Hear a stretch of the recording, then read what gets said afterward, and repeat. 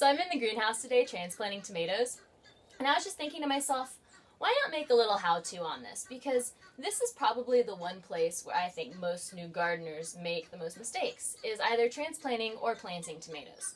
And so since the method is pretty much the same, whether you're going into pots or going into the ground, I figured I'd just cover some basics. So the first thing I think is really important to know is that tomatoes have something called adventitious roots. And what that means is that all of these little hairs that you see right here along the stem, if they're to touch the soil, they basically become a root structure. And this is important to know because when you're planting a tomato, you're actually going to plant it deeper than it's currently planted. So all of these tomatoes in this flat right here in front of me were started from seed about a month and a half, 2 months ago. And they've gotten really tall and are becoming really nice, strong plants. But we want to pot them up so that they can continue to grow. As you can see, this is starting to get root bound. And what that means is that the roots start circling around the soil that they're growing in. Eventually, given long enough in the same container, they will circle and circle and circle until they choke out the plant. And then it's just not able to provide enough nutrients to the plant. It can't grow much larger than that space. It'll eventually wither and die without giving you fruit. We don't want this. So what we're going to do is I'm taking some 2-inch pots that we had sitting around. We've labeled them with just standard masking tape and a Sharpie marker. And what I'll do is I will put maybe a 1/2 inch to 1 inch of soil in the bottom of this. It's just a little bit of soil. Now because this isn't actually root bound, I'm not going to tease the roots too much. If it was really tight, what you'd want to do is pull these out just a little to get them to stop circling and start growing outwards. So I'll do it a little bit at the base, but it's not really that necessary. If you have a really root-bound plant and you're putting it in the ground, definitely tease these roots out a little, but try not to break them. You can dunk them in a little bit of water and just fluff them out a bit, but as long as they're not circling really tight, you should be good to go. So we're going to stick this in this pot that just has about 1/2 inch of soil. And as you can see, now the top of the plant is well below the line of the container. And then we just put soil all the way around the edge. We have a compost mix that we use here in the greenhouse that we've made with compost from the farm. And we're just going to pile that compost mix all the way up this plant to basically the top of this container. And I like to overfill the containers a little if I'm using a dry mix. What that means is we just go all the way up to the top, because when it gets watered, it will all compress down. Now, I don't like to top water tomatoes, especially when we start working with compost and planting them, because there's a lot of pathogens that can live in the soil, and a lot of them tend to breed on the leaves of the plant. So when you water from the top, you're risking some sorts of pathogens and bacteria splashing up from the soil onto your leaves and causing all kinds of havoc for your plants. I prefer instead to fill something like this nursery flat.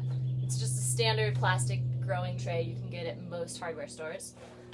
And so I'll fill that just enough with water at the bottom and basically irrigate them from the bottom.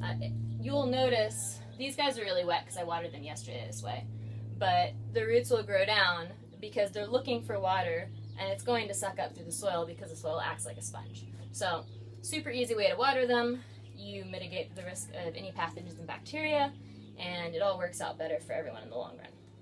So this guy's good to go. He's all planted up in his little seedling pot, and as you can see, he's a lot lower on the soil line now than his brother or sister here, which is great because that means all of those little fibers, like we said before, all of the adventitious roots, are going to create root structures all throughout the soil and create a much stronger root system for the seedlings. So when we put it in the garden, it's got a really strong root system. I can show you with one of these. These are the seedlings I got at Love Apple Farms last weekend. And let's see if this is a good one. You can see this was probably done in a similar fashion. And the root system has taken over this entire square now. So you basically have 2 times the volume of roots moving them into a pot like this before you move them into the garden as you would moving them from a cell pack like this into the garden, which means you're going to get a better start, and it's going to allow that tomato to take up a lot more nutrients, a lot more water and eventually just grow a lot faster and better. So I have a few more of these guys to do. One of the things that happens when you're starting from seed, and occasionally when you buy tomatoes from, say, like a big box hardware store instead of a nursery that is making sure there's only one plant in each cell, is that you'll get multiple plants in a cell, such as this guy. And so you can see there's a little baby one here and a big one here. Now, another mistake that new gardeners make growing from seed is trying to tease and separate these plants away from each other. I don't recommend this because I think that it really is detrimental to both root structures and you're going to end up with weaker plants. So what we do is we cut out the weaker baby plant. And that way, the big one is able to take over the entire cell and grow accordingly. Now, if you're really sad about this baby plant, instead of trying to pull its roots apart, what you can do, because of the adventitious roots, is stick that little piece of cut plant directly in some soil and press it down just a little bit and make sure it's nice and damp. And I'd say you got about a 50-50 chance of that taking root. It's not foolproof, but your odds are pretty good.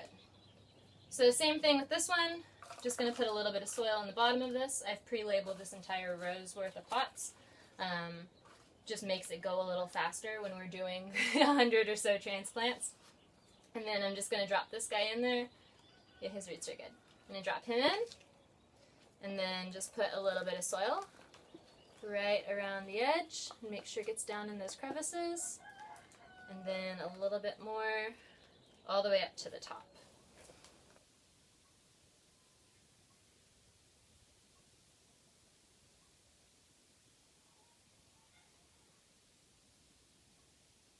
I think that pretty much covers everything I was thinking about in terms of growing and transplanting tomatoes. I guess just the most important thing to remember is get as much of that stem and soil as possible because it's only going to benefit you and your plant. As always, if you have any questions, comments, suggestions, hit me up in the comments below. If there's something that you have questions about that's a different sort of plant, let me know because I probably can answer them. And subscribe and like this if you like it. Okay, I think that's it for this time. So next time, guys. Bye!